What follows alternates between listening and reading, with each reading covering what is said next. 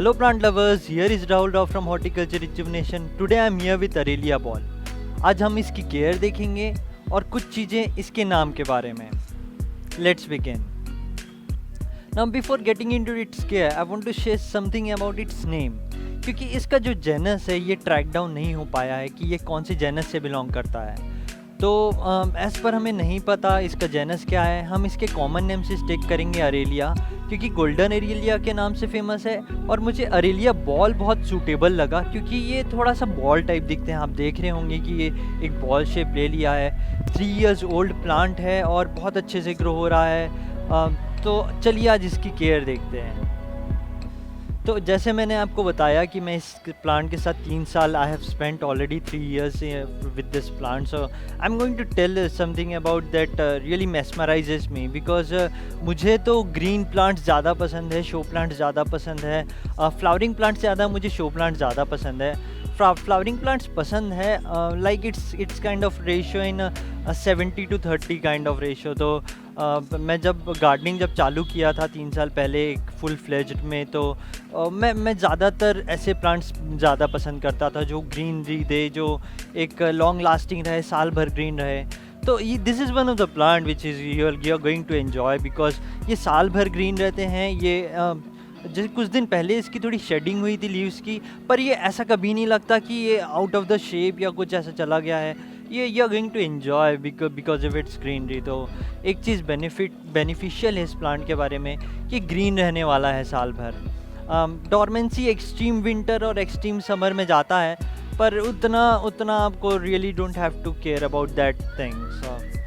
Now let's come to its sunlight. इसे कितना sunlight चाहिए. जब मैं बोल रहा था कि ये मैं इसे 3 साल अपने पास रख चुका हूँ, तो मैंने इसे बहुत सारे कंडीशंस में देखा है कि ये कैसे रहते हैं, कितना वाटरिंग चाहिए रहता है और कितने सनलाइट में रह लेते हैं. विंटर से मैं चालू करूँ तो ये विंटर में 2-3 घंटे की डायरेक्ट सनलाइट में रह लेते हैं, इनको दिक्कत नहीं होता है. आप उसके बाद इनडायरेक्ट सनलाइट में रख दे तो चल जाता है, या फिर ब्राइट सनलाइट में रख दे तो चल जाता है, कोई दिक्कत नहीं होता. 2-3 घंटे की सनलाइट आप दीजिए विंटर में, इसके लिए बहुत बेनिफिशियल है.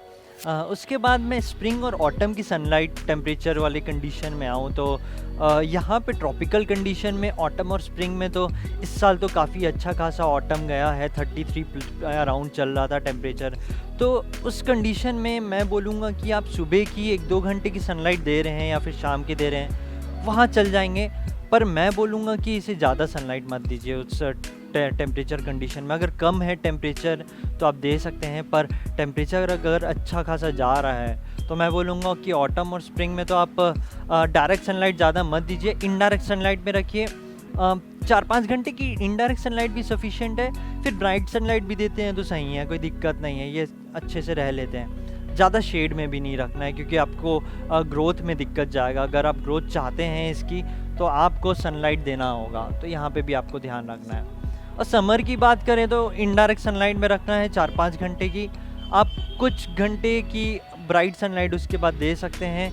जैसे कि मैं बोल रहा हूँ कि ज़्यादा शेड में नहीं रखना है, इनडायरेक्ट सनलाइट दीजिए, या फिर ब्राइट सनलाइट भी देते हैं समर में 2-3 घंटे की इनडायरेक्ट सनलाइट के बाद, तो भी चल जाता है. तो मल्टीपल सनलाइट कंडीशन टॉलरेट कर सकते हैं.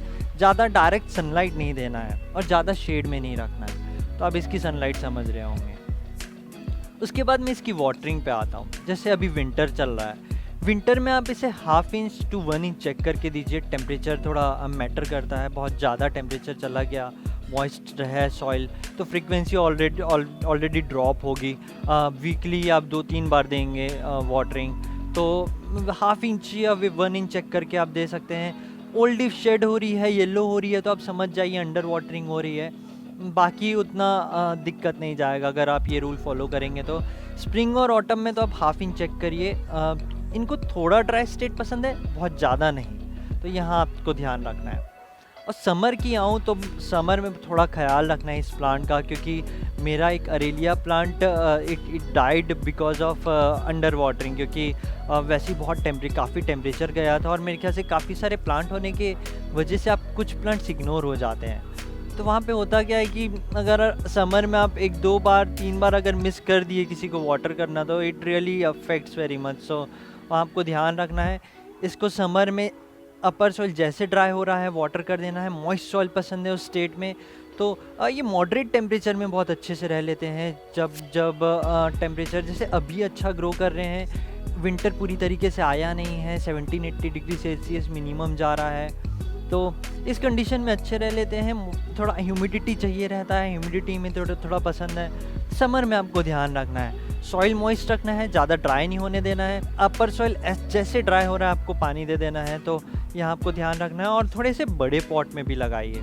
अब पॉट में आ गए हैं तो पॉट भी डिस्कस कर लेते हैं। जैसे आप देख रहे होंगे ये थोड़ा पॉट एक राउंड सा शेप का पॉट है। आप क्या शेप और क्या साइज़ लेते हैं इम्पॉर्टेंट रहता है। तो आप ये एक मैं बोलूँगा कि 10 to 12 इंचेस ऑफ पॉट आप लीजिए। पहले ये छोटे पॉट में लगा था जब मैं शुरू में लाया था, उसके बाद मैंने इसे 1-1.5 साल बाद ट्रांसफ़र किया होगा बड़े पॉट में।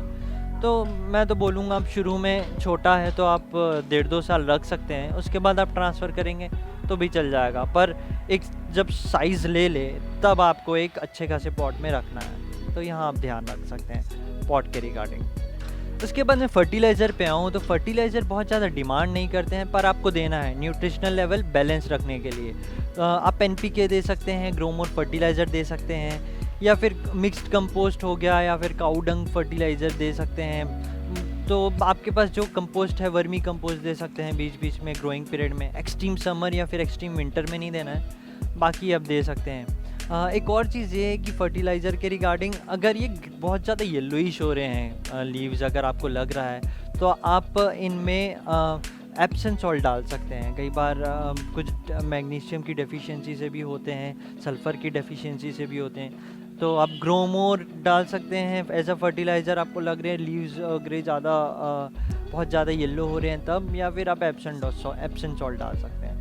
उसके बाद इसकी बग्स में आऊँ तो मुझे कुछ खास बग्स दिखते नहीं हैं, पर मिली बग कई बार दिख जाता है। तो आप बाकी प्लांट्स में अगर डाल रहे हैं फंगीसाइड या फिर इंसेक्टिसाइड, तो एक बार आप स्प्रे कर दीजिए तो प्रोटेक्टेड रहते हैं। नहीं तो जनरली अब नीम ऑयल डाल दीजिए। नहीं तो मैं तो कई बार नीम ऑयल प्रेफर करता हूँ कि कुछ और डालने से अच्छा आप नीम ऑयल डाल दीजिए तो वो प्रोटेक्टेड रहते हैं। तो बग्स का ज़्यादा उतना आपको नहीं वरी करना है, but there is a part if you spray neem oil, this plant is going to be protected, so you have to take care on that part.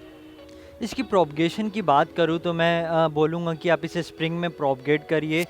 जैसे कि मैंने इसे स्प्रिंग में प्रोपगेट किया था और देख लीजिए कितना बड़ा हो गया ये। मैंने छोटा सा प्रोपगेट किया था और बहुत अच्छा खासा साइज़ ले लिया। मैं इसे बड़े पॉट में शिफ्ट करने वाला हूँ। तो अगर आप स्प्रिंग में प्रोपगेट करते हैं तो ईज़िली प्रोपगेट भी हो जाता है। मैं तो यही बोलूँगा कि आप सही सीज़न में प्रोपगेट करिए, तो आपको ना कुछ रूट हार्मोन लगाने की ज़रूरत है, ना कुछ और सप्लीमेंट लगाने की ज़रूरत होगी। क्योंकि प्लांट का जो ग्रोइंग पीरियड है, जो एक सीज़न रहता है प्रोपगेशन का, प्लांटिंग का, अगर आप उस सीज़न करते हैं तो प्लांट रियली आपको अच्छा रिज़ल्ट देते हैं। इन दी एंड मैं सॉइल मिक्स की बात करूँ तो बैलेंस सॉइल रख सकते हैं। 55% soil, 20% sand, 10 to 15% vermi compost, बाकी कोकोवेयर रख सकते हैं। क्योंकि इनको थोड़ा मॉइस्ट स्टेट पसंद है, तो मैं बोलूँगा कि थोड़ा कोकोवेयर आप रखिए। क्योंकि अगर आप कई बार मिस भी कर जाते हैं वाटरिंग, तो थोड़ा सा ये मेंटेन कर लेते हैं उस पार्ट में, तो वहाँ आपको ध्यान रखना है। It will really help your plant. So this was the care of Aralia ball and hope you enjoyed it's care. और मेरे ख्याल से अगर आप ये प्लांट लाएंगे या फिर लाए हैं तो बहुत इन्जॉय करेंगे आप इसे अच्छे से रखेंगे तो। क्योंकि ये एक शेप ले लिया है। मैं इसका फ़ोटोज़ भी शेयर करता हूँ इंस्टाग्राम में, और पहले भी किया हूँ। बहुत खूबसूरत दिखता है। अब इन्हें बढ़ने दीजिए और मानसून में आप बाहर ले आइए इस प्लांट को, तो ये इन्हें वाटर अच्छा मिलेगा और they are going to really enjoy it. So hopefully you like the video. Thank you for watching. Keep gardening.